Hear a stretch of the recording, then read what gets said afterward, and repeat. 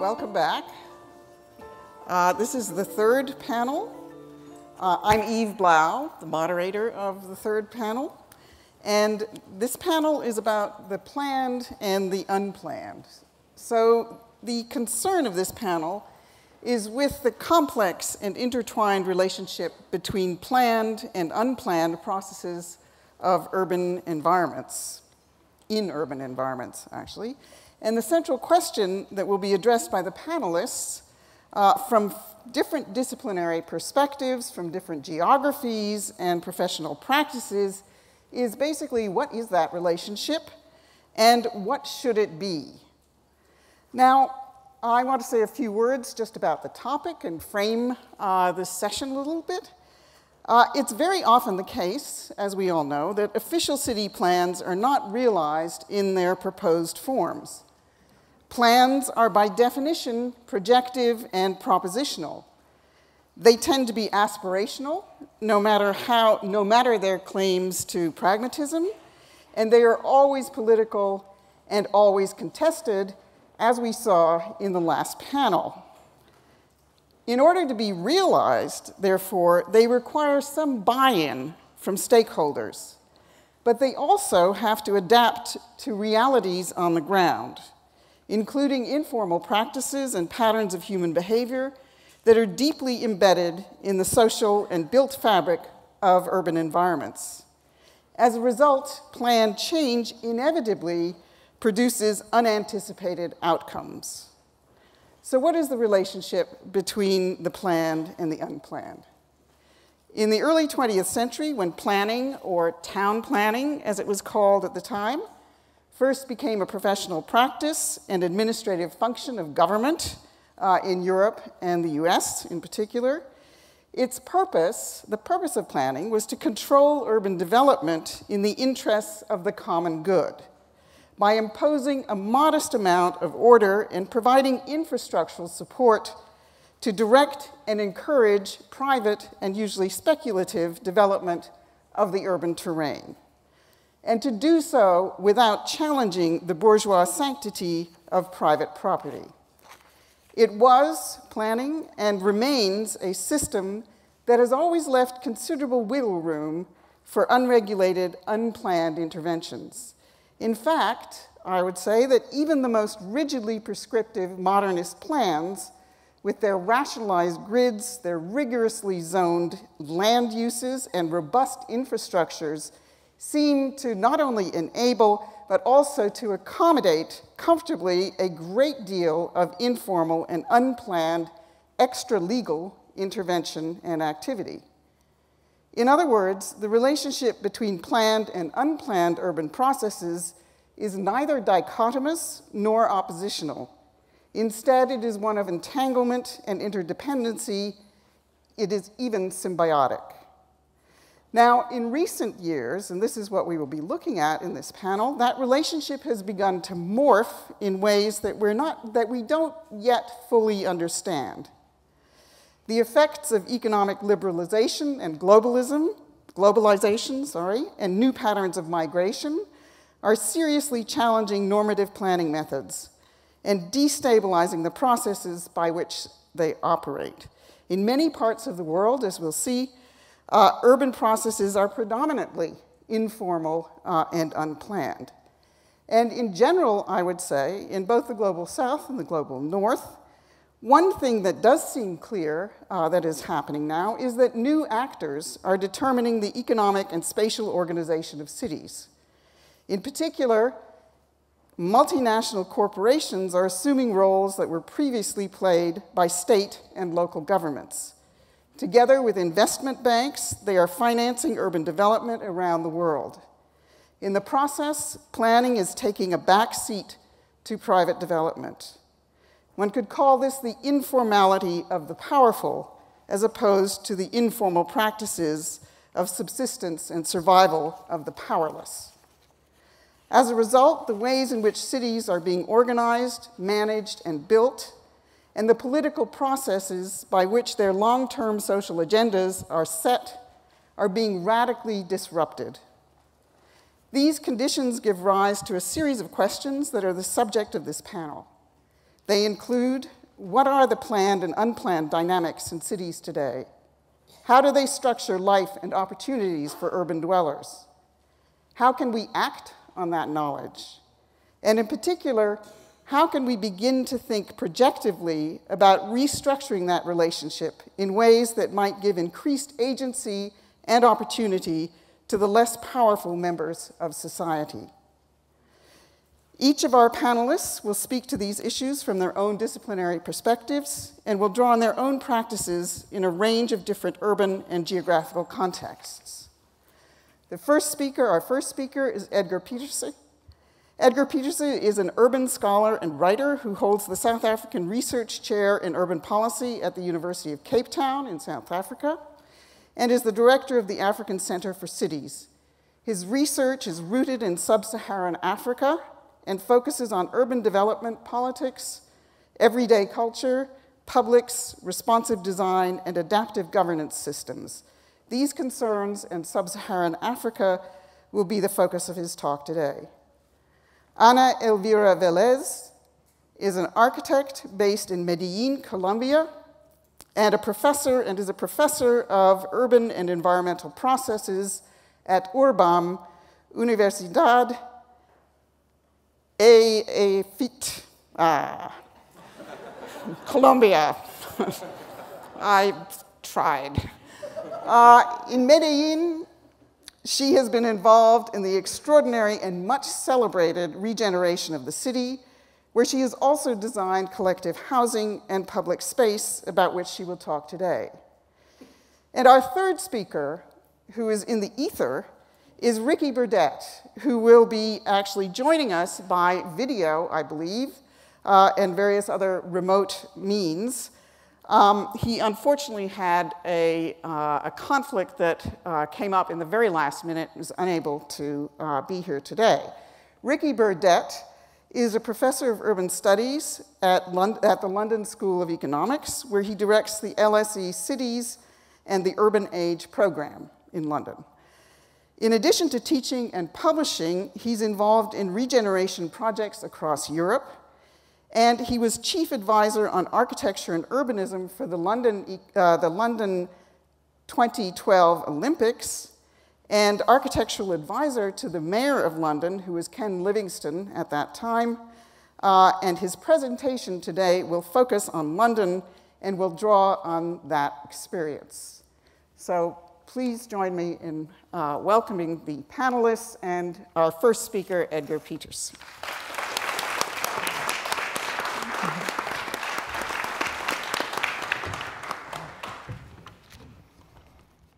Thank you very much, Eve, and thank you to the Radcliffe Institute for the invitation. Hugely exciting to be here. And I must confess, I'm feeling a little out of sorts, because today has been incredible. My brain has been absolutely blown away. And I kind of wish that the talks were slightly less interesting so that I could quickly do another talk to kind of stay within the spirit of the day so far. So it sort of feels a little bit odd that I'm going to be sort of more on the practice and the very concrete planning side. I'm totally seduced by the humanities tenure of the talk so far. So thank you very much to my fellow speakers today. It's been really wonderful. I need the gizmo, got the gizmo. Gizmo works, fantastic, as everything else, by the way. People are so organized. So I'm going to try and cover an impossibly complex and highly nuanced topic in a very short space of time. So I'm going to do it in these three moves. And in some ways, I'm going to go over fairly familiar ground for probably a lot of people in the room in terms of the informal nature of urbanization in the sub-Saharan African continent. But in some ways, these trends and patterns are so stark, we have to continuously revisit and re-inhabit these trends to really remind ourselves that the informal is in fact the norm, and what we regard as modern urbanization is something of a distant mirage for most urban dwellers across the continent. I'll try and kind of point to what's at stake in the question of the panel, by very briefly showing you images of two cities, Cape Town and Accra in Ghana, and then conclude my talk with responding to the provocation that Eve has put forward around can we think propositionally and what form might that take and how do we reimagine what planning could become if we should do so. So we've heard this morning in Liz's opening remarks of the scale and the sort of dramatic nature of urbanization. 95% of all urban growth over the next 35 years will take place in Asia and Africa. The important part for the African story is that it's not just urban growth, but rural areas are also growing because of an incredibly fertile demographic transition that we are still caught up in at the moment. So in some ways, it is always a conceit and extremely dangerous to speak about Africa as if it is a geographical entity that has coherence.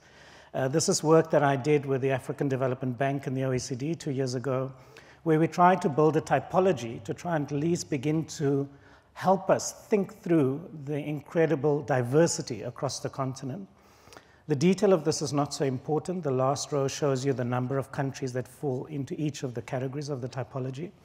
But if you look at the fertility numbers, that's really what I want to draw your attention to. Except for the 5 countries that have got a highly diversified economy, you're still sitting with a fertility rate of about 5 children per female in most of these geographies.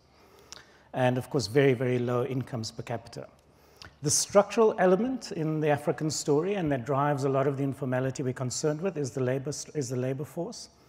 So in 2010, after a decade of average GDP growth of around 6.5%, we're still at 63% of the labor force caught up in what the ILO calls vulnerable employment.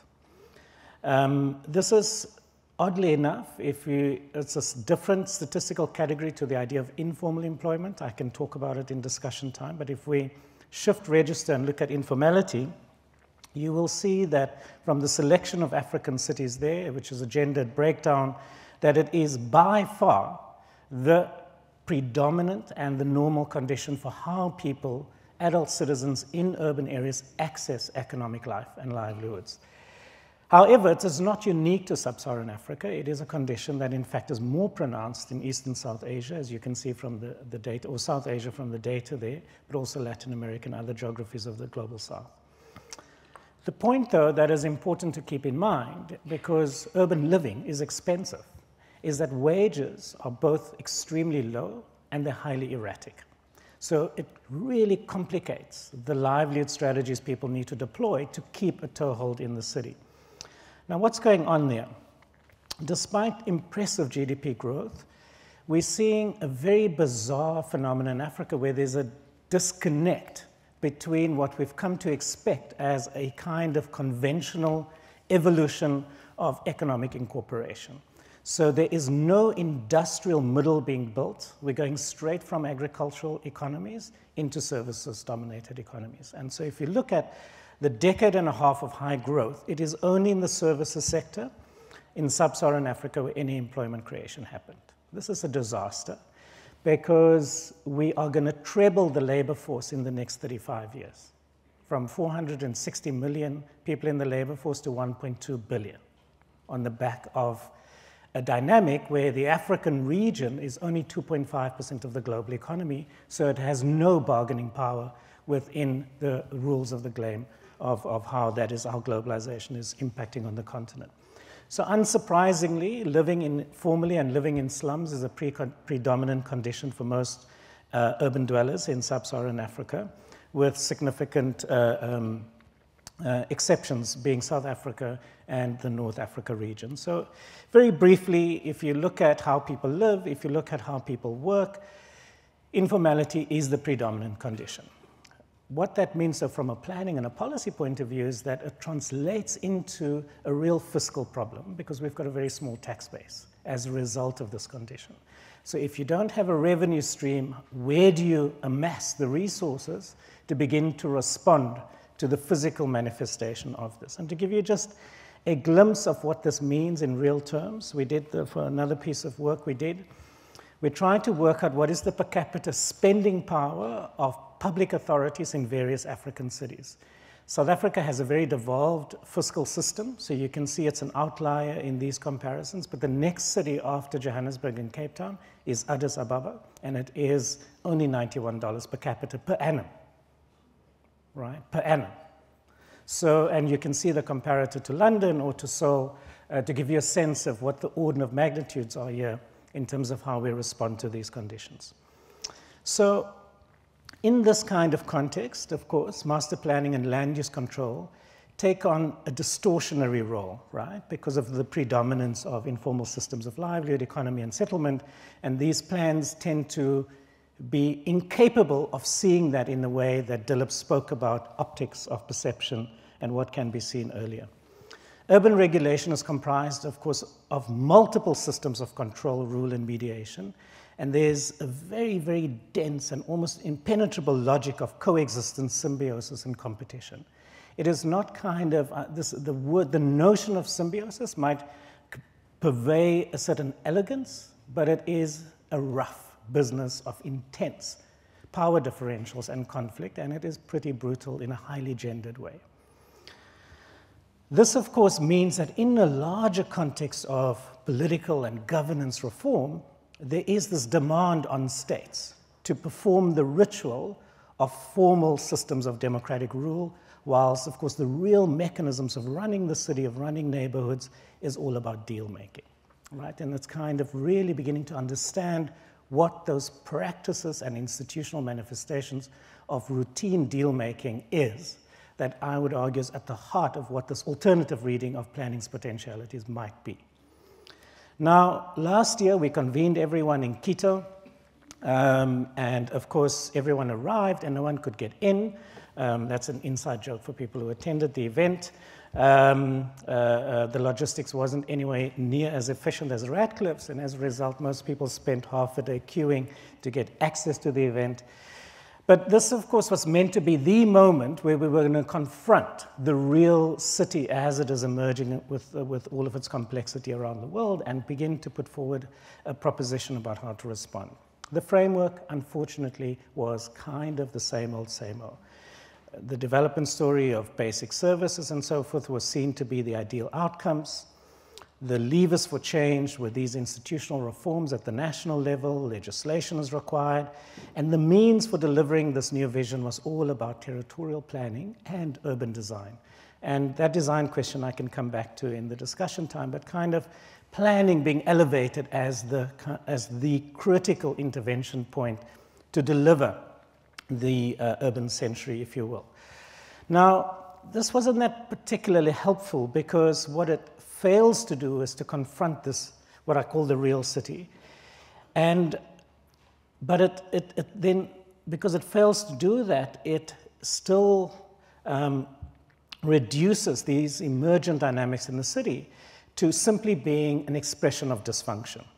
And so, of course, the remedy then is political will, sustained institutional reform, credible fiscal policies, and competent urban management, right? Who can argue with these things? So to kind of maybe reflect on the challenges of what that might mean in practice, allow me to consider two very quick examples. So this is a beautiful public art performance in Accra. Unfortunately, I can't talk about that because, as I said, I'm rather on this end of the spectrum this afternoon. So what we see across most African cities is this kind of dual condition of public policy that takes on the form of what I would argue is slum neglect, as this picture of Makoko in Lagos shows, in favor of an obsession with these new enclave elite forms of urbanism driven by private real estate capital and developers and facilitated by public, very scarce public resources. The International Newtown Institute is mapping this phenomena across the continent, and this is kind of their latest update of the proliferation of these ambitions and real plans. If we look at Accra, classic example of the challenges we face, this shows you the dramatic expansion in the footprint of the city in just 25 years, with very, very little concomitant investment in infrastructural capacity. So in 1990, when you saw the footprint as the sort of deep red area there, the infrastructural capacity was merely for a third of the population at that point. And there's been very little additional expansion to keep up with the land use encroachment. So kind of a whole slew of infrastructural crisis is the norm. It's a permanent pattern. Only a third of the city's residents have access to waterborne sanitation. The 3 landfill waste sites were closed down in 2015 because of political conflicts. And as a result, the water system got completely contaminated because of the kind of the waste systems having no place to go. And what has happened in the last while is a obsession with delivering this with UN Habitat, because it is consistent with this vision of anticipatory planning. You kind of leave the messy city alone, and you anticipate where all that growth is going to go, and you try and get ready so that you can, in fact, produce this alternative urbanism. I don't have time to go into why that is profoundly problematic, but it is just to illustrate that this is a phenomenon we see across the continent. Quickly, in South Africa, we've had one of the most ambitious public housing programs in the world outside of China. It's a similar model to Chile and to Colombia to some extent, free public housing through 100% subsidy that delivers this kind of modernist stock. In some ways celebrated, very important. An example in Cape Town is an area called Dunoon. The dwellings were delivered in 2000, and by 2012, that's what it looked like. In real terms, and what that reflected was a settlement that was designed to house 3,000 households, 15,000 people, in fact, became a settlement within a decade that was housing 66,000 people through infill development, right? Informal redefinition of this modernist vision. Now, you can just kind of extrapolate for yourself all of the kind of urban management planning and so forth. And this isn't a case where you've got a $12,000 per capita country, modern infrastructure, high level of planning capacity, et cetera, et cetera, et cetera, and we have no idea how to respond to this real response to these plans. So to conclude then,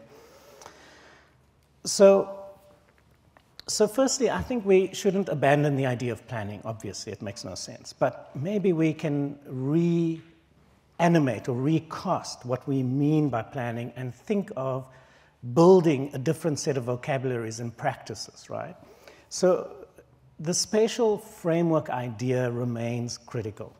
But I think it can be redeployed to map and read the real city in its fullness, formal and informal, makeshift and organized, in terms of its economic, social, cultural, and ecological dynamics. And we see very few examples of this kind of spatial representation pretty much anywhere. Infrastructure is obviously key, but to think of infrastructure again, and I was so struck by Dilip's incredibly evocative re-representation of flows and patterns that helps us to see very differently, and it's kind of a really exploded example of what I kind of had as a notion in my mind. So it was really inspiring to see that example for me of what I would regard as this kind of reading of landscape and natural and social and cultural forces. And very, very importantly, and planners are hopeless at this, is building maps and representations of institutional dynamics, because what you have are these complex, modern, traditional, gangster, organized crime, etc., institutional contaminations that run these places, and we have no way of reading that or making sense of it. And how can we possibly recalibrate regulation if we don't have a language or a way of thinking about that? And finally, planning as a platform for, and again in my work I elaborate this much further, this idea of action networks, which are not formal institutions, but a network of people committed to a certain idea of the adaptive city. And in the last minute, I'll conclude with what this proposition adds up to, and this is at the core of a book that will come out later in the year and further work over the next few years. But really to kind of, I'm very interested in the idea of planning as narrative, and if we can kind of think of the adaptive city as an alternative narrative that allows us to think, if you will, these interdependent dynamics in the same breath, so to speak, so that we don't have to be totally skeptical of technology. We can absolutely see the potential value of low-tech, labor-intensive enablements that can be imagined and produced off the back of new technological possibilities. But at the same time, there's no way that we insist that we can accept the conceit of the smart city idea that you've got to put in the fiber backbone 40 kilometers away from the real city so that you can build this new future utopia that we saw some intimations of this morning. So practically it boils down to this double move that we think about localization and regional transitions at the same time. And there's kind of a font mistranslation there, so it's kind of gone all wobbly in the circles. And these regional transitions is really about the big catalytic ones that allows for building fundamentally qualitatively different urban dynamics and forms and patterns and flows and circulations, energy, mobility, ICT, but more importantly, institutionally, if that is done in a strategic, intelligent, negotiated way, one can begin to address the fiscal question. And in some ways, the most important, urgent, politically vital fiscal planning question is a fiscal question, right? And of course, none of this is possible with some kind of systematic way of learning and experimenting and so forth. There's another part to the argument, which is about localization that I won't get into. And then just to conclude, in this gesture of what an alternative approach to planning might mean, planning becomes a narrative device that can offer a credible account of the real city. Planning then has the potential to function as a deliberative framework within which coalitions of practice are cohered to design, test, and adapt alternative infrastructure approaches, service delivery models, and livelihood strategies that can forge a new adaptive approach to placemaking and cityness. Thank you.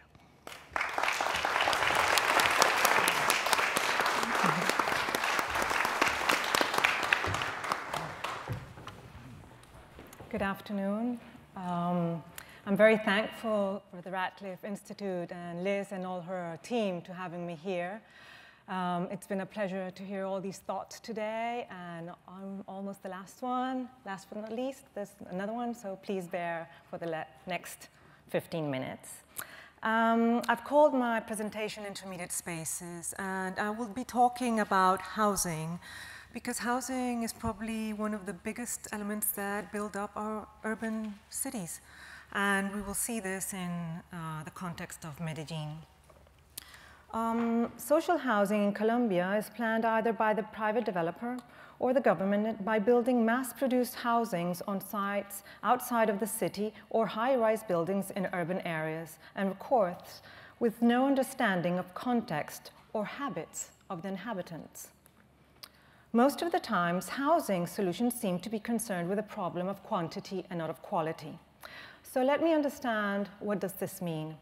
Well, this geometric element called home, it has an inside, where it should embrace the diversity of the human being, and towards the outside, it should preserve the identity of the context, proposing new textures, new places to live by understanding three issues. The first one basically is landscape, textures. And we live in a tropical landscape where mountains are huge, vegetation is dense, water, rain is abundant, and sun is strong. Therefore, it is important to live consequently with our surroundings. The second idea is, how do we dwell? Popular habits create architectural elements. We need to understand the different architectural elements that identify a particular community. For example, in our Andean mean mountains, tropic landscape, life happens between the inside and the outside. Somehow, Somi was telling us this morning, I mean, there's no barriers of inside and outside. So this is an important element in our daily life. We have balconies, terraces, stairways where people interact, and this is very important. And thus, this creates intermediate and collective areas. So solving a housing problem cannot be the creation of an interior space to accommodate people. What it is important is to build up a sequence of thresholds between the most public space, which is the streets, the plazas, and the private space of our homes. So the design of these different housing units cannot be solved by designing the unit itself. An additional area, which I call the intermediate space, is an additional and inseparable part of the solution.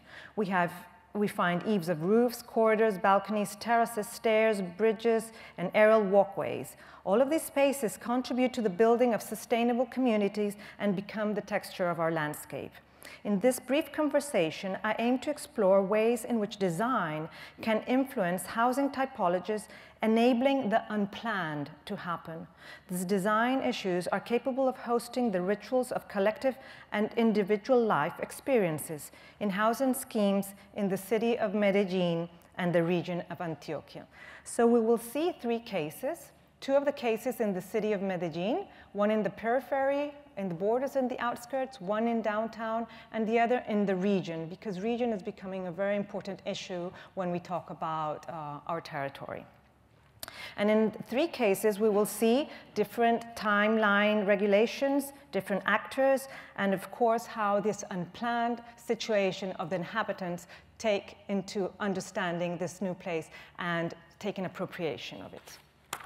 So this is the city of Medellin. It is a city of 3.5 million inhabitants, where mountains are quite high. They rise around 1,000 meters. And we will see 2 projects in this area. The first one is Cañaveral. This is a project developed before the turn of the century in 1998, and it consists of 150 units. And it is in the outskirts of the city because this is where housing, social housing, was built due to the land value. But the geography becomes the main tool of design. We have very steep slopes, and it overlooks the whole of the city. So the question here when we were designing was, how can we design the idea of a home when we had to develop 3 houses in the same plot of land? So this was the answer we wanted to look for. So using the topography as a tool, we designed a plot of land of 6 by 12, which would contain 3 independent houses. But each house would have an access from the walkway. So we would have a first block, a first house, number A, accessing from the lower block walkway. The second house entering from the upper walkway, and then the third one as well. So this building of 3 houses would build up the whole row system of these streets, which would run along the contours of the geography, allowing that each house would have access from the street. So this is a concept of house and not of an apartment. So this was very important when you understand what people want when they become to live together, and especially to a segment of middle class or lower class in an area which is up in the mountains, up in the hills. And when you understand that these different elements, stairways, patios, and terraces, become incorporated as part of the solution to propose those intermediate thresholds between the inside and the outside, and that become areas where people and the family start to inhabit before they come to the outside. So these are the elements of the process of planning which try to incorporate the unplanning. The second project we're going to see is in downtown. And this is important because there's a shift in regulation, and it wants that housing does not be in the outskirts of the city, but inside. And this is because the government lowers taxes for the constructors so that they can start to build in the in downtown. So this is the case of La Playa. And it is in the downtown area. This is a block of 80 by 80 meters. And we would have to develop 254 units. And when we got that question of 254 all living in this square, we thought, how do we rethink the idea of density, and how do we rethink the idea of flexibility, where we want each person to have their own apartment and it had to be different, so that this unplanning process would start to happen. So we designed firstly by the unit, by the most intimate space. So it is a definite element. It's a rectangular element by 5 by 10.6 meters, containing a battery of surfaces and a single served space with 4 identical windows, allowing natural light and ventilation for future rooms. The walls of the unit are structural and are the finished appearance of the exterior and the interior. What we realized, what was important, was that we would give more area but less finished, because we know that investment will happen in the inside and never in the outside. So this was very important in the shift of planning, that the design decisions and perfect decisions were in the outside and not in the inside of the home. So this allowed for an initial investment of an unfinished unit, allowing the highest possible surface of 52 square meters plus a balcony, which would be finished according to the needs of the economic possibilities of the users, unplanned. So how do we build up this complex? First, we have a basic unit. 4 units compose the service court, which has an opening, the main one and a second one, allowing a crossing point on the first floor. 4 service cores will build up the first strip, the second strip, the third strip. Then you have 12 independent vertical circulations all going up with a system of pedestrian walkways. And this all together will build up 254 units, but in 12 independent buildings. And this was very important as a concept, because we could have planned it up, but we decided to put it the other way.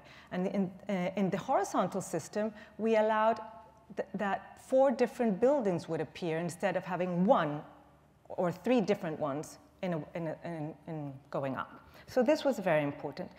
So our bet was the outer skin and the relationship to the public realm. And all invariable elements as walkways, common areas, stairways will dignify the intimate life of inhabitants. This basic decision started to transform the surrounding. A new urban park with a Museum of La Memoria was developed later on by the government in the open areas just adjacent to it.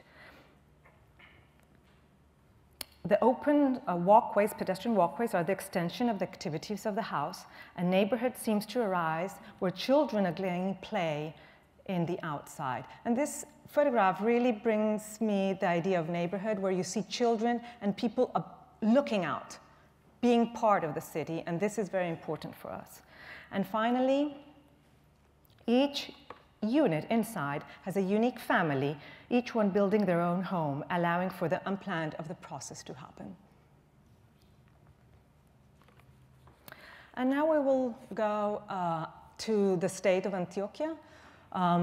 During the years of 2012 and 2015, I was consultant for Viva, Antioquia's housing corporation, designing rural and urban social housing for the region, under a program which is VIP, which means Housing for Priority Families, which was 100% subsidized, which is a program of free housing for people. And this is the town of Salgar, southwest, of Medellin, and it is a very long and narrow valley with a creek in the middle called the Liboriana. And it has a coffee region which has slopes going up on both sides. And 2 years ago, due to heavy and continuous rains, as we've been hearing in the last session, we had a big overflow of the Liboriana Creek, affecting and destroying 384 homes and 17 bridges.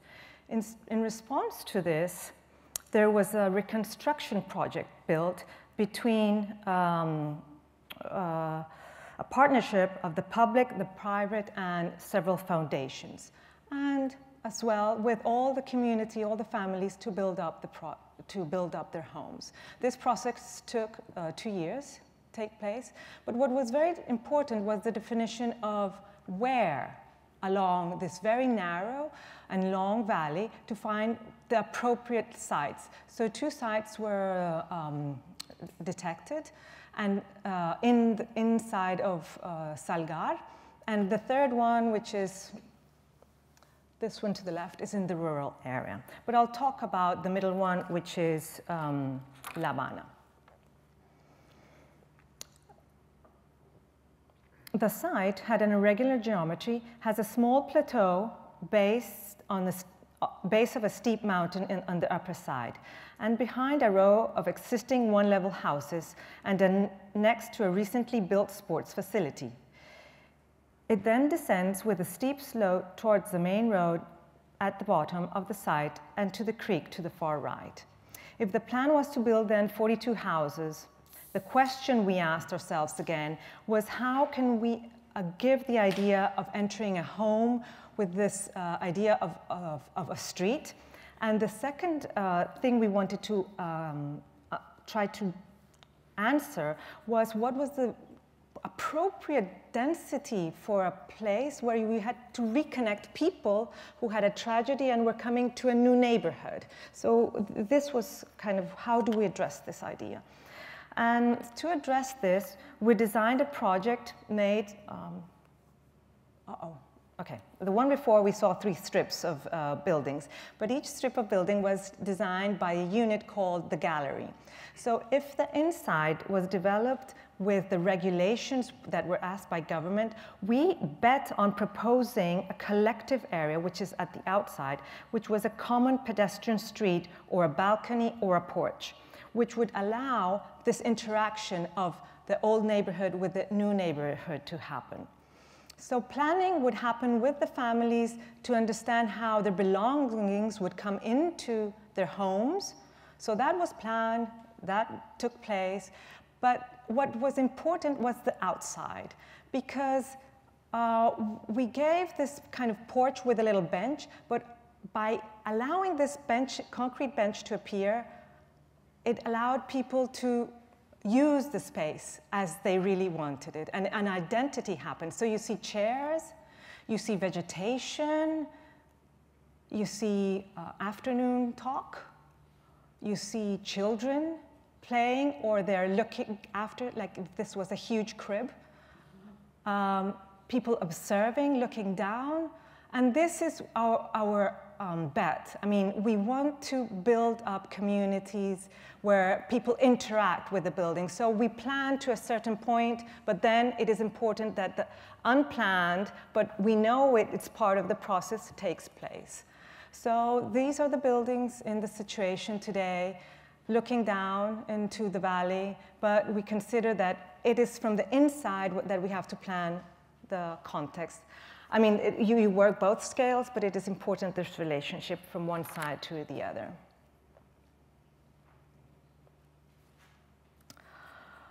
So we have seen 3 cases of planned social housing schemes where design can influence housing typologies, enabling the unplanned to take place by an appropriation of the private space or beyond with local identity and with human experiences. Thank you.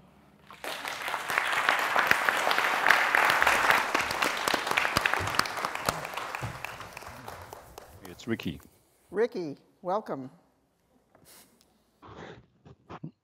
Right, good evening to everybody, and I hope you can hear me, and apologies for not being with you. Can you hear me? Can you hear us? Yes. Good. Okay. So what I want to do in my time is to respond to Eve's very interesting introduction about the status of planning, and also pick up on some of the issues that both Edgar and Elvira have talked about. Edgar focusing importantly on the aspect of institutional dynamics, and Elvira fundamentally talking about design and quality. And what I want to do is talk about both of these aspects and how planning should and can, and Eve, I want to be optimistic here, actually bring both together. And I want to do this through the example examples in London. Next slide. As Edgar has already described, it's impossible to talk about one aspect of planning. It's also impossible to talk about one aspect of a city. My city, London, is a city with an average GDP of $50,000 a year, and we saw from Edgar's statistics that $15,000 a year are invested in infrastructure. It's a city which has 500 banks and international headquarters. But the next slide also shows another aspect of London. It's actually a low density, nearly bucolic city, but if you look very carefully at the skyline which is emerging from this image, you can feel the tensions of that growth. And it's exactly here that planning can intervene in a useful way. Next. But unlike sub-Saharan Africa, and to a degree unlike Medellin, London is an old, creaky, difficult, mature city. And if you want to absorb growth, and let's remind ourselves, those cities which need and have growth are lucky, as opposed to the opposite of people leaving cities and leaving because they have no jobs. If we want to absorb growth in a city like London, we have to absorb it within existing spaces like the one we see represented here, or the next slide. I want to talk, in fact, about two projects which have filled the gaps of these cities. And in response to Yves' first provocation about public sector and private sector, I want to nearly conclude right at the beginning that private development need not be negative as long as it is well planned, and public sector by definition is not positive unless it's well planned. And this is where the adaptive nature of planning is central. And the two examples I want to give are the Olympic neighborhood in the east of London, which is an ongoing project, 100% funded by the public sector to the tune of $15 billion over a long period of time. And the next, a private sector development, 100% private, which is also ongoing in a more central part of London, which is being built by investors and pension funds, where, Yves, just to respond to your provocation, I think actually well-designed, high-quality public spaces which are adaptable, whether it's public or privately funded, can actually respond to the needs of the city. Next slide. If you look at this image really quite carefully and you zoom in, I know it may be a bit out of focus, you see one of the most livable cities in the global north. It's a part of London, North London, which actually, from where you're sitting and from where I'm sitting, looks and is a mess. And I think the provocation for all of us in this panel is how can you actually design an infrastructure which allows a degree of messiness. Yves, you introduced, very interestingly, the notion of wiggle room at the beginning. I think we need to understand in our planning how to adapt and allow for wiggle room. And I think I concur with Edgar that maybe the best form of planning is not to anticipate outcomes. Not to anticipate outcomes. And what we're seeing in this image is maybe something about that, and I'll conclude with that in a moment. Next slide. There are other ways of planning. This is the archetypal way of planning a city from the 19th century, which has served this city well. Or there's another model, which is depicted in the next slide, of a part of Rome, a central part of Rome, which to a degree had planning, but an enormous amount of informal growth, we could call it that, extremely beautiful informal growth, which has reacted and adapted to the tissue which is there with high level of quality of public space. Next slide. London, in this image, is organic, it's messy, it's unplanned, and therefore it's also extremely fragile. Maybe an issue we can come back to at the end. Next slide. Politics, as Edgar has told us, is fundamental. You just can't talk about planning without understanding the institutional dynamics. We happen to have invented, over the last 16 years, the concept of a directly elected mayor in London. This has been instrumental. Next slide. The reality, you can't see what's on this slide, that's actually how planning works. There are many different bodies, many different institutions, and Edgar is absolutely right. We need to understand those first, whose voice is being understood, but you need a framework to do that. Next slide. London happens to be growing. It's now just about 9 million, and it will be 10 million by 2030. Next slide.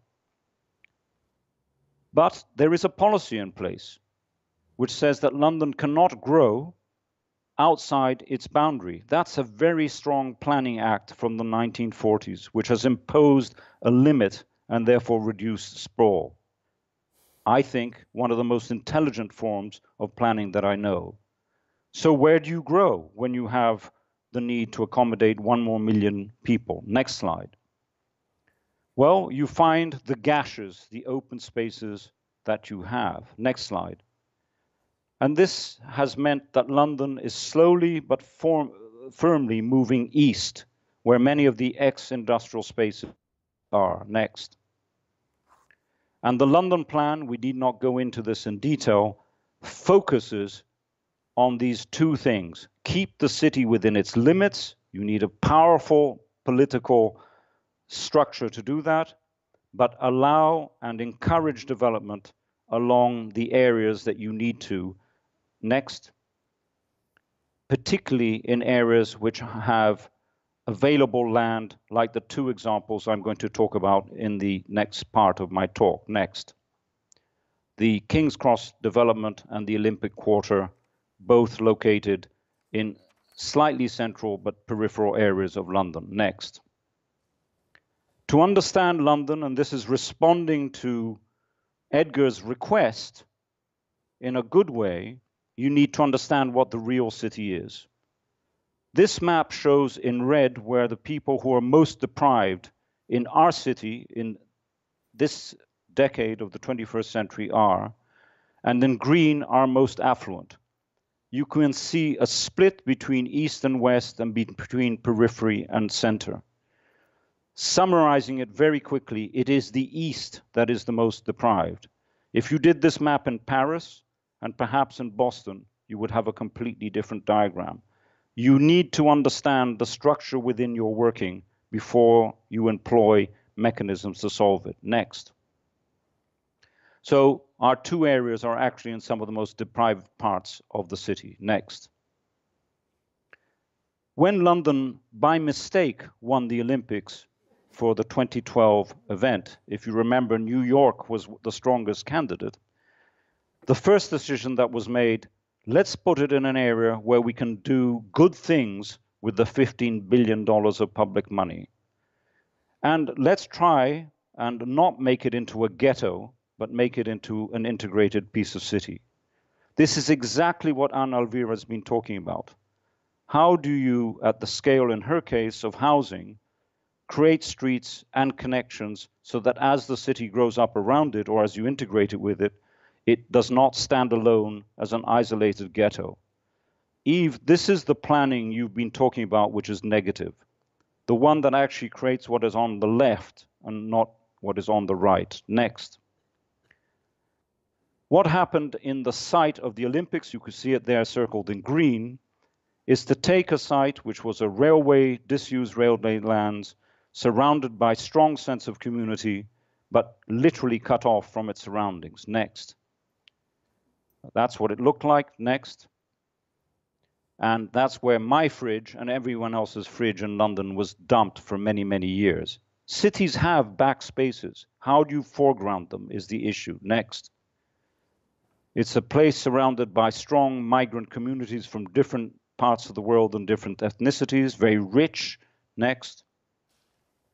And there was a desire by the government to use this policy to try and effectively redistribute wealth through long-term planning, and time is essential to this. Next.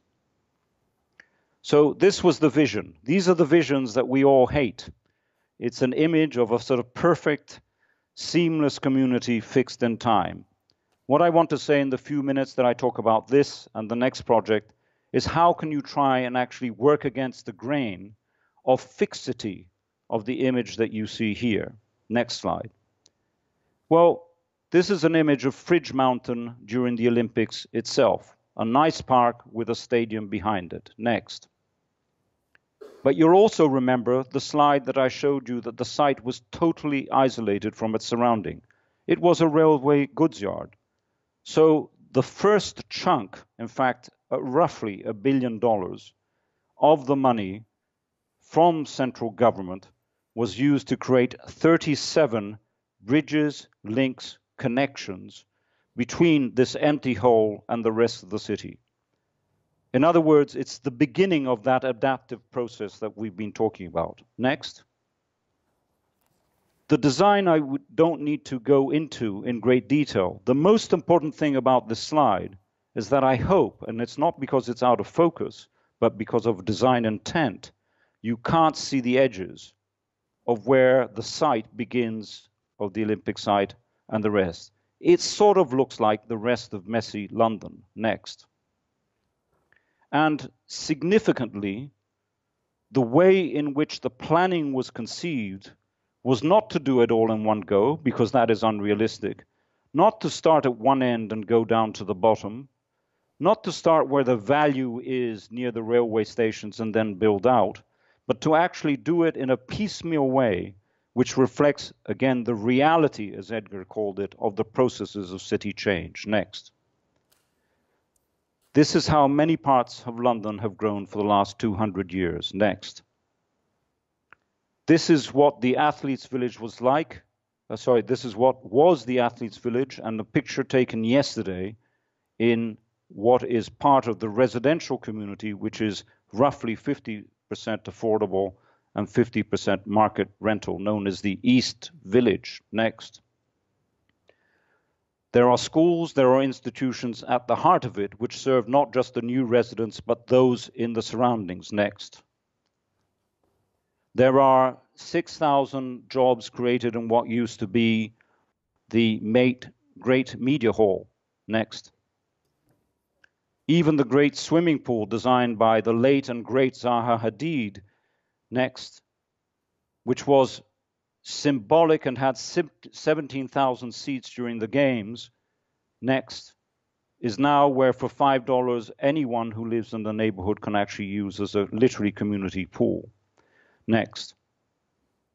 The notion of actually creating a park at the middle of it has actually become a resource not just for those who live there, because you don't know where the edge is, but for the much wider surrounding community. Next. But things change, and Eve has raised this. The ability to adapt, to be resilient, is absolutely central. What you see here is the canal, on the right-hand side, the swimming complex, and then a sort of large park area with water on both sides. No one really knew what to do with this area. And actually what has happened over the last 3 or 4 years is that as the whole area of Stratford has become more central in the mind of Londoners and investors, next, a whole series of organizations who would have never touched this part of London because of its distance and its deprivation. The Victoria and Albert Museum, the University of the Arts, University College London, and in fact even the Smithsonian, next, are now actually building new premises, which will be part of a new cultural quarter in a part of London that had no culture. Next. The most important point I'm making here is that not everything that we see happening in this part of London was actually planned or understood. This is why I would repeat and endorse the notion of not anticipating outcomes, but to just provide a framework which can adapt to them. Next. Let's look very briefly in the last 4 minutes of my talk at the opposite end of the scale in terms of investment, but perhaps similar conclusions as to what might work or not work in providing this wiggle room in dealing with a fragile urban fabric, particularly in areas of deprivation. Next. In an area which has two of the best connected railway stations, certainly in England, if not in Europe, King's Cross on the right and St. Pancras on the left, is another gash, another gaping hole of railway goods yards. Think of Hudson Yards in New York as the equivalent. And keep that image of Hudson Yards in your mind for a moment, all of you who know what is being built there. This was an image only in the year 2000. Next. This is an image of what's actually going to be built, and much of it is actually more or less realized, with homes, jobs, and other facilities, which I'm going to talk about next. It's a project which has benefited from massive public transport investment, that is true, but the $4 billion comes from Australian and Canadian pension funds behind a frontline developer. I think we need to reflect how those sorts of actors, as you called it, Eve, can actually benefit the structure of the city rather than necessarily create yet another ghetto. Next. The way this part of London was planned was to pick up the fine mix that you see in surrounding areas. Next. The idea was, yes, it's private, but make it as connected and as public as possible. Work on the streets and the integration that we've heard of before. Next. 3 diagrams to show you what was important. Take every possible connection, every possible street that comes into the site and extend it into the neighborhood. That's a very strong starting point for creating a flexible framework. Next. Put on the ground floor the mix of uses that you find elsewhere in London, and don't just concentrate them at the valuable end. What you see here in the different colors are everything from museum, housing, to places for work, which were not expected in this part of London. Next. And the public space, which you see colored in brown effectively here, is the one cohesive element which was fixed a few years ago. The uses of most of the building have come in as the project has evolved. Next. Public space is one example here. The buildings around them, some are very good, some are mediocre, seem to work well for the grain of this part of London. Next. But most importantly, no one knew what to do with that fantastic building in the background called the Granary Building. And the University of the Arts, next, moved into there, bringing next 5,000 students, creative art students, who make things, who are there until 3 or 4 or 5 o'clock in the morning, moved in as the first tenants with, I'm sure, some very, very good deal when it came to the rent. But the point is that there was a flexible enough structure to allow that. Next. Next. As a result of that, Google decided to move all its European headquarters into the site right next door. You could say inspired by the fact that there are students and creative types in the neighborhood, bringing in the next few years 8,000 employees to this area that you really wouldn't have thought would have attracted them. The design that you see there is now being changed. Next. A little bit, unfortunately, inspired by Californian notions of campus architecture. We're going to see what it looks like in the next few months. Next. But interestingly, this has also meant that Europe's largest medical research facility has suddenly found its location there next to the British Library. Next. Basically, I want to conclude by saying that this project, which didn't have a name except that it was a development, is now seen as London's Knowledge Quarter. I know it's another brand, it's another name, but behind that, as I said, there are 13,000 homes, of which 50% are affordable, right in the middle of London, where there's better access to jobs than you could have anywhere else. Next. I showed you this image right at the beginning of Camden. It's a city which has not designed top-down, like Barcelona, perhaps not even like the Manhattan grid, but it has similar characteristics of adaptability. The point is, and this is where I want to conclude, Eve, is that these adaptations can be very fragile. You can take exactly the sort of sites I've been talking about and turn them into fortresses. That's what's happening to most of the new developments in the African city. That's what Edgar has actually described to us. And that's why there's such a strong anti-planning approach in many of the words and many of the concepts that you've been talking about next. I would argue, next please, I would argue that in the end, this planning model, if London has one, at least allows us to accept that cities are fragile, but that you can be agile within that and provide a sort of resilient framework whereby planning returns in the 21st century is something which is positive and applies not just to the unique and rich cultures that we happen to belong to in the global north, but can be applied and adapted, as we saw in Medellin, and I think need to happen in Africa, but we're a very, very long way away from that. Thank you very much.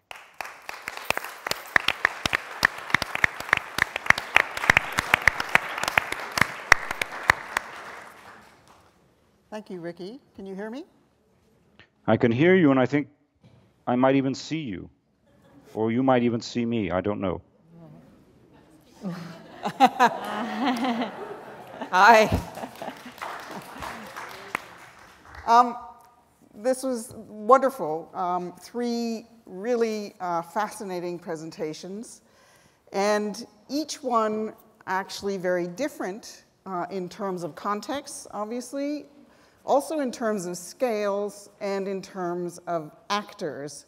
And yet there are common themes that run through them that I would like to pick up and talk about. Edgar, I think just in terms of taking the scalar issue here, that you're looking, what we're getting here is the systemic scale.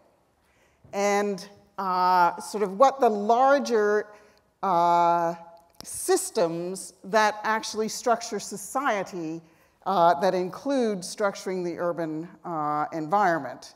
And I think that one other thing I wanted to say in here is that there also seems to be one other theme that is emerging in all of these three, or emerged in all of these three talks, and that is what we can learn from the informal, actually, and how we can learn from it. And one of the things I thought that was very interesting about Edgar's presentation was that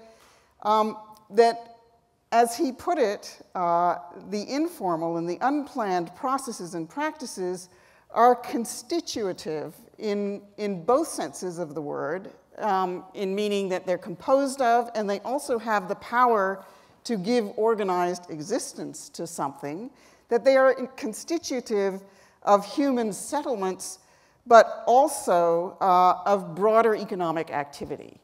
And that is, as I understand it, a very important thing if one is going to think about intervening in the city, that it is an environment that incorporates placemaking and work.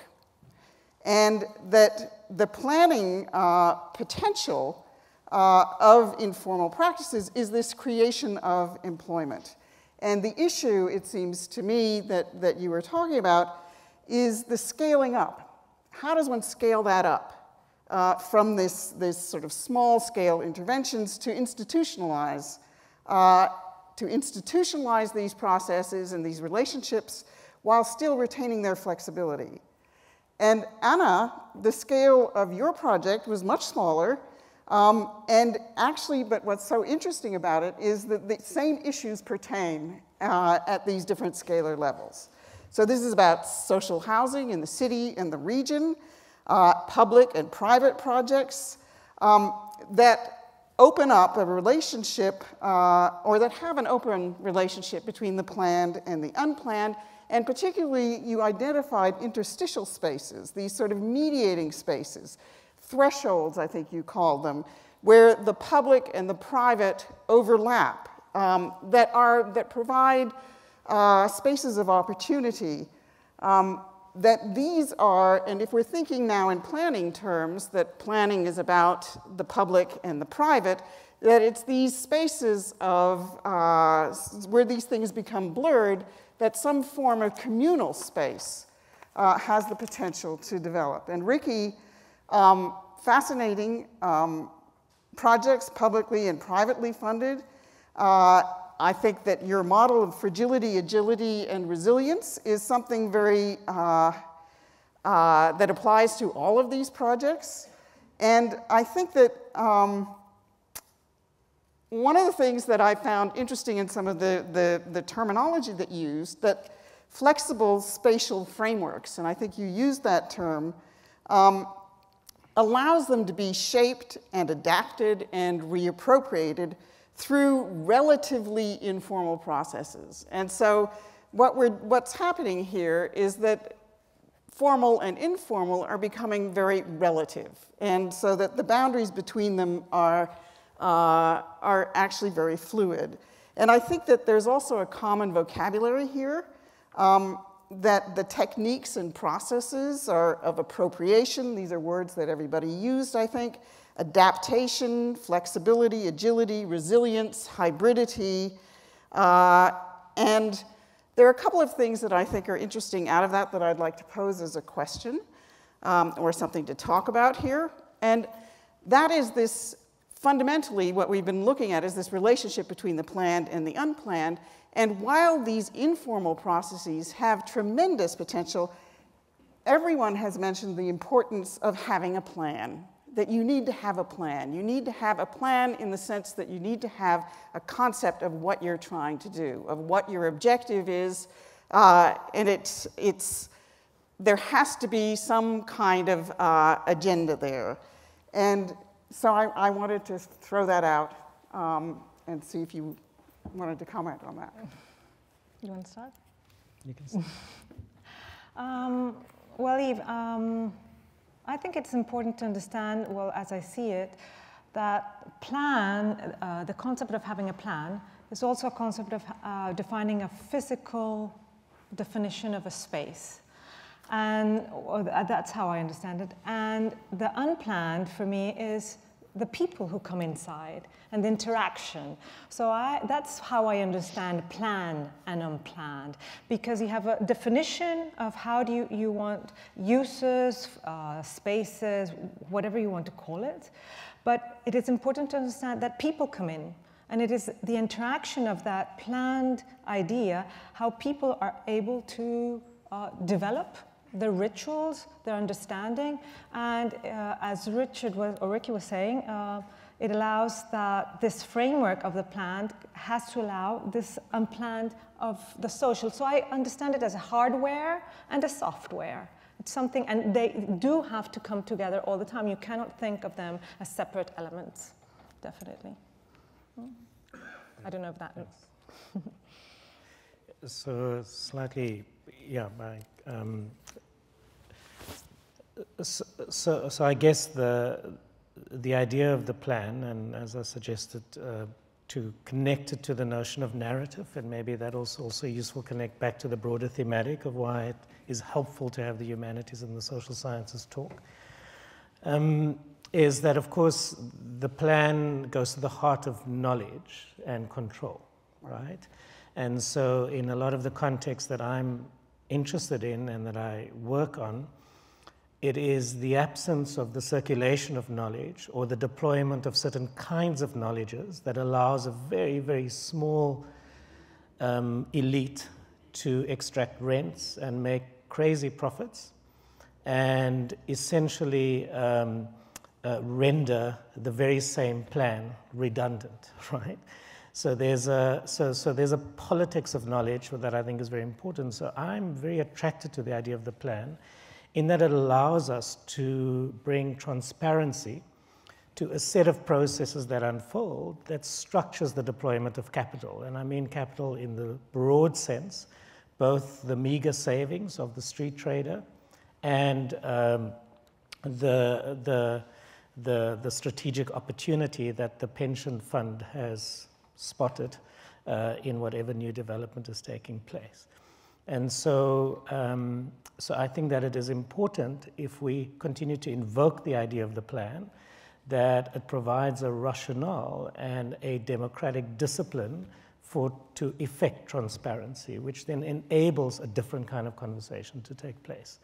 Secondly, because of precisely the way in which the city is built and reproduced by the sheer effort and sweat and aspirations of its inhabitants, there's an opportunity for people to tell their own stories. I was really drawn to the beautiful drawings that you reflected of how people imagined they could inhabit these spaces as a part of the process of imagining how the design could get that calibration right between the structuring framework and leaving enough space for a culturally infused inhabitation to make home and to make place. So I think that this idea that there are a multiplicity of registers within which we plan, in which we build narrative, and in which we can indeed contest certain God-given narratives of how the city should be built or where investment should go first, is as urgent politically and economically as it could ever be.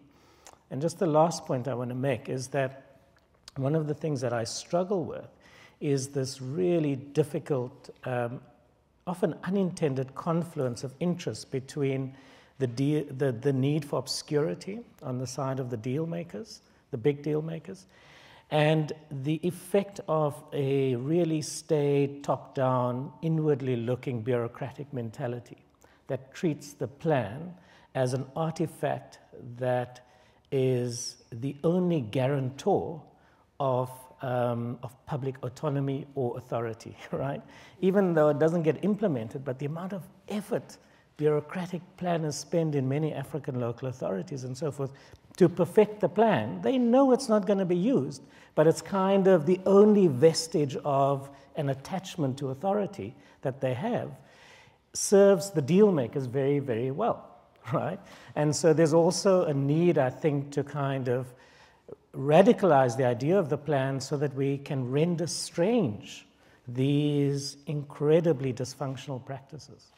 I don't know if that makes sense. But I think, Edgar, that can only happen if the actors involved in shaping those plans, in commissioning those plans, in designing those plans, have in their mindset a sort of interdisciplinarity already in their head. What I'm getting at is most planning is in the hands of professions which value technique over social value. And I guess I am getting at engineers, planners who work in silos, do not attend conferences like this one, and where you don't get architects and engineers talking to policymakers and sociologists, shall we say. I think this is an important point because many plans, and particularly in African cities, are predicated on things like we must improve access to mobility or transport. Full stop. It's a virtue and an end in itself, right?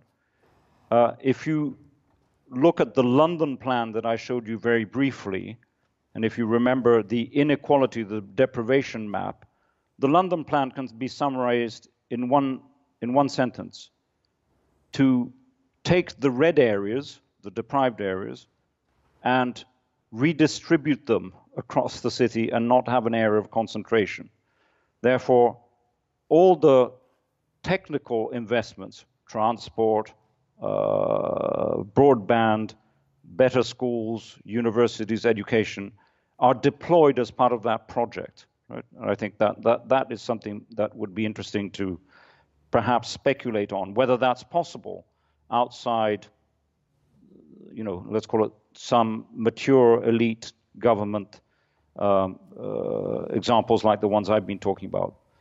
But then I want to throw in perhaps a slight critique of democratic processes that we have inherited. The UK has had a democratic planning process for the last 100+ years. The result of that is that the voice of people living at the borough level, the local authority level, is dominant when it comes to giving planning permission. It's not community voice, but it's slightly above that. It's at the unit of 200,000-300,000 people. Both the Olympic site and the King's Cross site cut across different political boundaries. So you have different zones with different political allegiances and different leaders and all that. The only way the Olympic project happened, and only 3 or 4 years have passed since we had the Games, was that the mayor put a red line around the whole neighborhood and called it a mayoral development corporation. Literally took the power of decision-making away from the boroughs. In the most bizarre way, that meant that some of the bigger issues of what London was about, as opposed to the parochial issues of each small community, have prevailed. And we've ended up with the sort of project that we're talking about. Now, that is a provocation, I realize, because it's nearly going against the grain that small is beautiful and every decision needs to be taken at the lower level. I think you need some of that big picture thinking and big picture institutional reframing to deliver some of these ideas. I think that's very interesting. Just a side note here, one of the things that we've discovered in the research that we're doing in the Mellon Initiative on 4 cities, we've been looking at Berlin, Boston, Mumbai, and Istanbul, is that actually one of the interesting things about all these cities is that they all seem to have a 2030 plan. They have some aspirational plan that this is what we want our city to be. Berlin is an open city that welcomes migrants, that has opportunities, that does this. The Boston plan has similar kinds of aspirations, but that is, I think, a little bit, of course, that's branding or whatever you want to call it, but it's actually more than that too. It's a sense of sort of a larger sense of the city as being an aspirational place, actually, that you can try, you have goals, that there are common goals, and is this notion of the common good again. It's a romantic idea, perhaps, but I think that that's part of this idea about the importance of the plan as a narrative device, actually, that, you know, our city is about this. Our city is about sustainability. Our city is about equity. Anyhow, I want to open it up to the audience for questions. Hello, I'm Ben Bolger, an alum of the GSD here at Harvard. This is a question for Ricky. It seems like there is a very uneven record of public investment in Olympic projects historically, and it producing a net public value outcome. With regard to the London project, is the kind of good public outcome that is expected an unintended consequence, or are there structural lessons to learn for future large-scale projects of other Olympics elsewhere from the London example? Thank you for the question. Of course, I'm biased in answering that question. There are very, very different outcomes to different Olympic projects. And what we did in London was very simply follow the ones that worked and studied them very carefully. And Barcelona, clearly, of the 1992 Games of Barcelona, is a very clear model, which goes back to exactly what Yves was saying. They were not shy about having a social program, and the Olympics was a way of achieving that social program. So I think in that sense, we did very much copy that model. There were examples that we could look at, some of them, for example, Athens, which had been recently held, whereby vast investment had been made without any notion of how the different venues would actually fit within the social, economic, and cultural fabric of the city. And I know this is dangerous territory, but you know, the Atlanta and Los Angeles models of Olympics are not necessarily the best examples of how to look at sort of long-term sustainable commitment to the future of the city if one thinks of what happens in terms of riots and elsewhere in Los Angeles not that many years after those Olympic Games.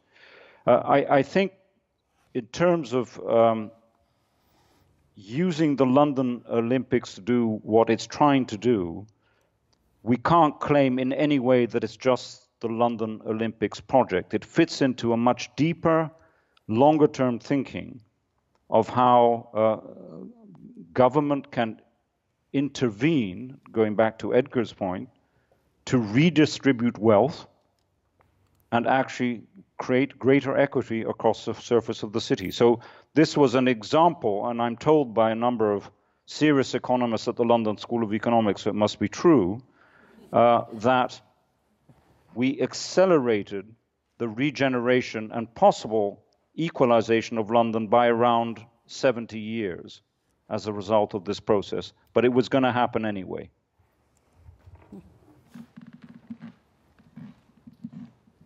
Hello, my name is Del Hepler. I'm an architect here in Boston. My question is for Edgar. You used the phrase a couple times that I found intriguing. You were saying narrative-based planning. I was hoping you could explain a little bit more how narrative influences planning, or especially in the range of talks we've heard today. Yep. So it actually connects very directly to Eve's point. So I think that, and also some of the points Ricky has been making. So we've got to recognize that there's, of course, different scales at play, and we need a different set of practices and processes and institutional sensibilities at these different scales. So if we go back to the earlier panels of today, dealing with climate impacts, crisis of water management, and so forth, these require, by definition, a metropolitan regional perspective. You can't resolve those questions one block at a time. And it is impossible because of the sheer complexity and going back, I guess, to the big data point this morning, to, in a way, have an inclusive democratic process to deliberate on those questions at the scale of the city region, right? So the tendency towards these 2030 plans, 2040 plans, and so forth, is a reflection of trying to construct a narrative that can deal with that regional complexity. And the key word that emerges typically from those plans is this idea of growth management. And in the last 5 years, you combine growth management with resilience, right? And then you your consultancy practice will, got business for the next 20 years. So this is where the rub lies. That, of course, when you talk about growth management or resilience, immediately a whole suite of stabilized meanings come to the fore that are mediated by consultancy practices. And I think this is incredibly dangerous because people stop to think, they stop to really work with the data, and they stop to bring to fore the constitutive conflicts and conflicts of interest, both generationally and at the city regional scale. So which is why the London example is so interesting, is precisely because it takes a regional perspective and says that's the zone of deep deprivation with cumulative disadvantage. And at the same time, when you're going to pop $50 billion, you've got to think about 3 generations into the future and who represents their interests, right? So I think that for me, the narrative is then how do we foreground the trade-offs and the decisions and the assumptions of that narrative? And for me, the planning process could potentially, if it is curated properly, could surface that and at least have an informed public discourse. So because the issue is not that that gives you the best outcome, but it creates a democratic atmosphere within which a certain political leadership is called for.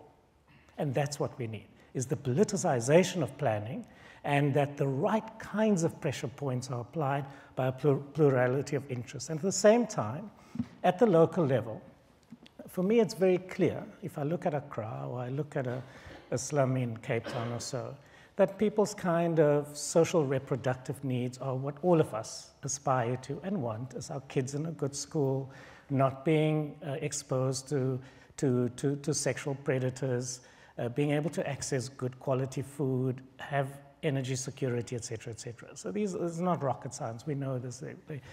But the point is that because of this cumulative process of exclusion and social injustice, it is very complex to work out where do you get the resources to intervene in a dense, if you will, milieu of compensation, right? Where people have kind of improvised to do all kinds of things to get by, but even that at the intimate scale is shot through with power relations.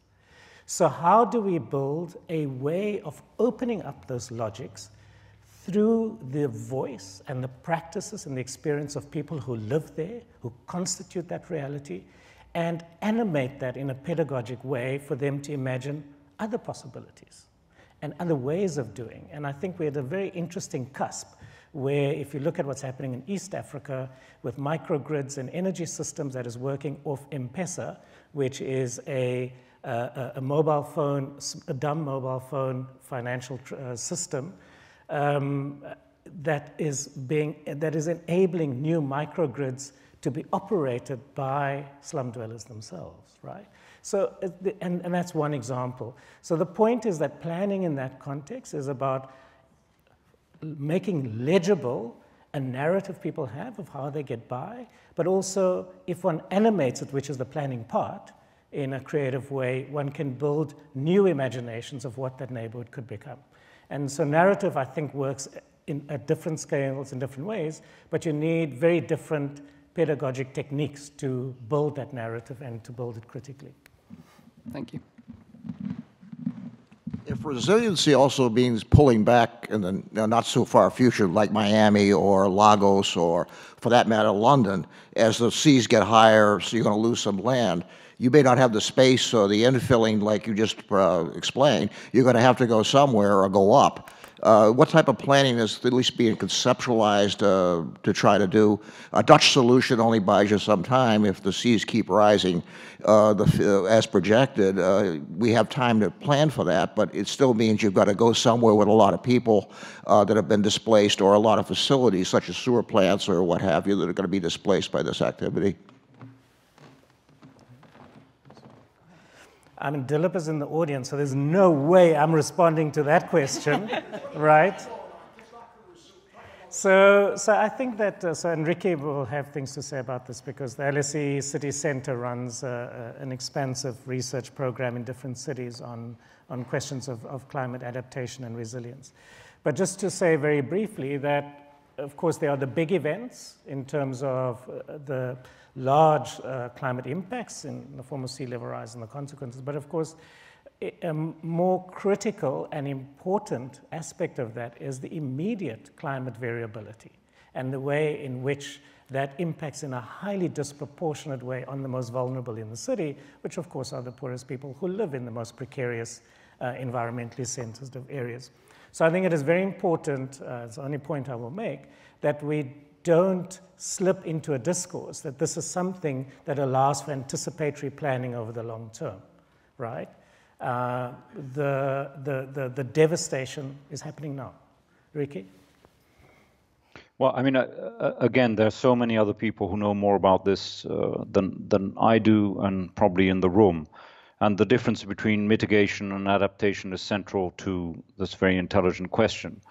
All I would say is that controlling land, not just in terms of speculation, which is what Eve had said at the beginning, but in terms of where land is most risky, stopping informal development happening exactly in those areas which is most risky, think of Jakarta, think of Lagos, think of elsewhere, requires a degree of political control which unfortunately is missing in many of these areas.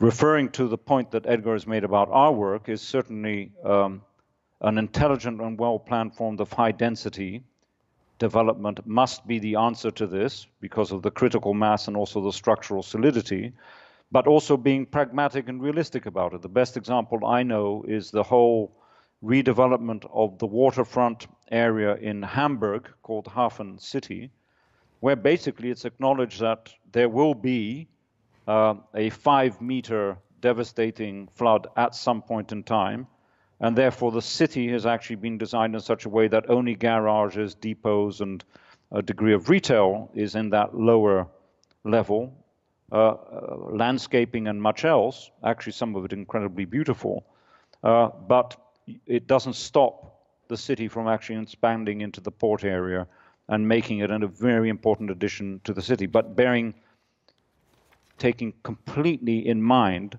that you don't want to expose people, and particularly those who are most at risk, as Edgar has described. In the case of London, very simply, if you went a bit 2 miles further east of where the Olympics are, you would actually be within a flood zone, and different regulations apply to how housing is actually built.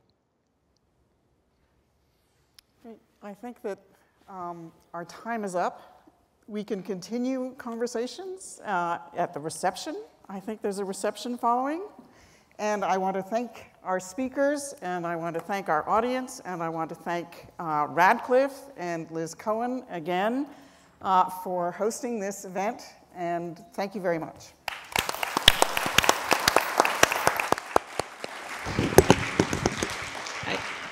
I'd just like to make a few very brief remarks just to close things out. I think this conference has proved its own title, Intersections, that we require many different disciplines and voices and perspectives in order to work on the complex phenomenon of urbanism. When we first started this project, Yves drew my attention to a small book written by the French Marxist sociologist and philosopher Henri Lefebvre. His much better known work, The Production of Space, is one of my faves, but I hadn't known about his shorter book, The Urban Revolution. And in that book, which he wrote nearly 50 years ago, he made a distinction between the urban phenomenon and the city that I think has even greater resonance for us today.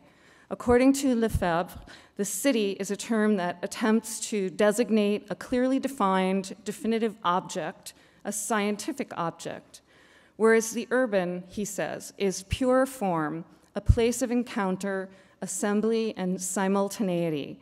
This form has no content, but is a center of attraction and life. The urban is neither an object, substance, nor a subject, consciousness. The urban phenomenon is made manifest as movement. So that's Lefebvre, way back, almost 50 years ago.